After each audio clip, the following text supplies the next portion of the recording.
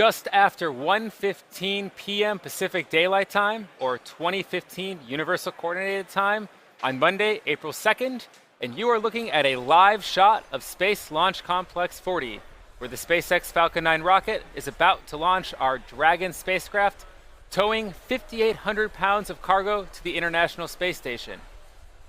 My name is John Federspiel, and I'm a lead mechanical design engineer here at SpaceX headquarters in Hawthorne, California.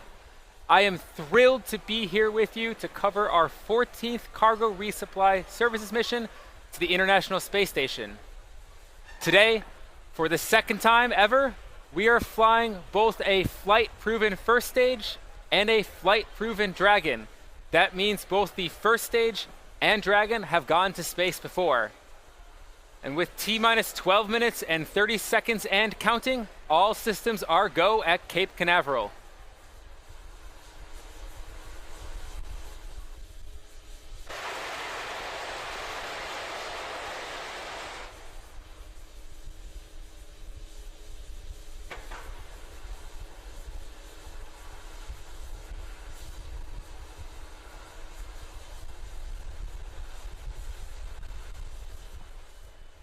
As I mentioned previously, both our first stage and Dragon spacecraft have gone to space before.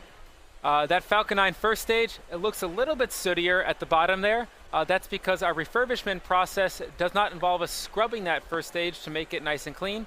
That first stage flew on August 17th, 2017 for our CRS-12 mission, whereas the Dragon spacecraft on top of the vehicle flew on April 8th, 2017 for our CRS-8 mission. Both Dragon and Falcon 9 were designed up front with reflight in mind, so the vehicle hardware is built to support multiple missions with minimal refurbishment in between.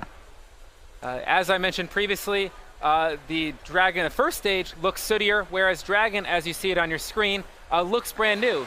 That's because we refurbished the thermal protection system, or TPS, on the exterior to give it that nice white brand spanking new look as you see it now. For today's mission, SpaceX does not plan to recover the first stage. Instead, we're going to be pushing the limits a bit on our return trajectory so that our first stage can collect additional data that will help inform our future reusability efforts. We are going to be performing a landing sequence out in the Atlantic Ocean to gather that data, but there's no drone ship in position for recovery.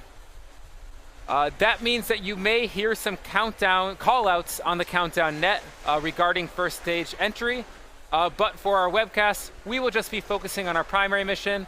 That will be the second stage's journey into orbit and its eventual deployment of Dragon as it makes its journey to the International Space Station.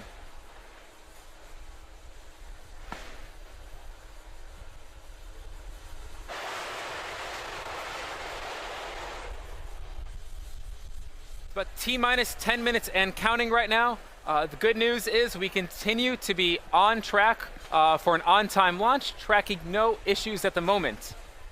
This is a Dragon mission, which means we are constrained with an instantaneous launch window. What that means is Dragon and Falcon 9 must lift off at this T0 mark. We don't have an open window with which to recycle the countdown and go again. It's instantaneous because we're trying to time our launch to the point where the International Space Station will be just about directly overhead Cape Canaveral, and then Falcon 9 and Dragon will be basically trying to catch up to the space station with eventual capture at 4 a.m. Pacific time on Wednesday.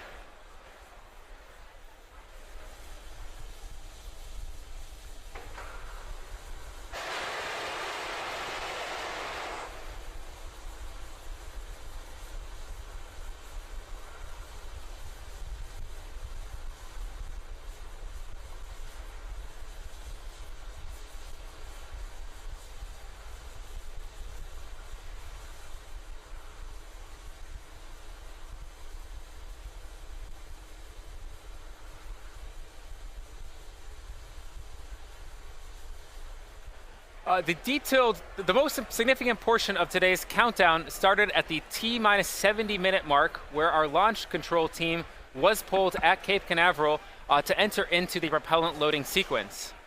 Now, as you may recall, in order to make fire, you need three elements: fuel, oxygen, and an ignition source. Our fuel for Falcon 9 is RP1, that's refined kerosene. And as we're sitting right now, both our first and second stages are nearly full of RP1. We will continue to top them off up until about the T-minus 5 minute mark on that first stage. We also carry densified liquid oxygen that's cryogenically cooled. That's actually those clouds coming off the rocket. That's the liquid oxygen boiling off. Right now on the pad, we're sitting at nearly full of liquid oxygen on our first stage, and about 95% full, 90% full on our second stage. We will continue to load liquid oxygen up until about the T-minus 3 minute mark. We also load on helium on board both stages. That's what we keep the tanks pressurized with as we're emptying it of propellant. Dragon, meanwhile, ready to go. It began its auto sequence at T-minus 35 minutes. That's where it begins its coordinated timing. It's moving into internal power, just transitioned that period right now. Everything looking good to go there. Range, also ready to go. Weather, looking pretty good. We were tracking some anvil clouds earlier, but it looks like any constraints that could affect today's launch will be actually after our T0 mark. Weather team is continuing to monitor these anvil clouds, but as of right now, no constraints for today's mission. So overall, we continue to be go from Space Launch Complex 40 at Cape Canaveral Air Force Station.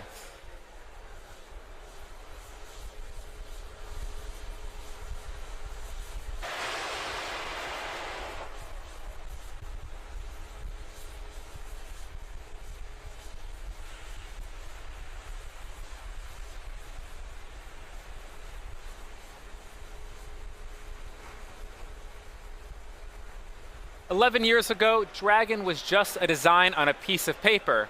But in 2010, SpaceX became the first private company to send a spacecraft to orbit and return it to Earth. 2 years later, in 2012, soon after I started at SpaceX, a Dragon became the first privately developed spacecraft to visit the ISS. Since then, we've made a total of 13 trips to the space station, and we're under contract with NASA for a total of 20 cargo resupply missions. We are currently flying cargo to the space station, but ultimately, we will fly astronauts on crew missions, with our first crew demo mission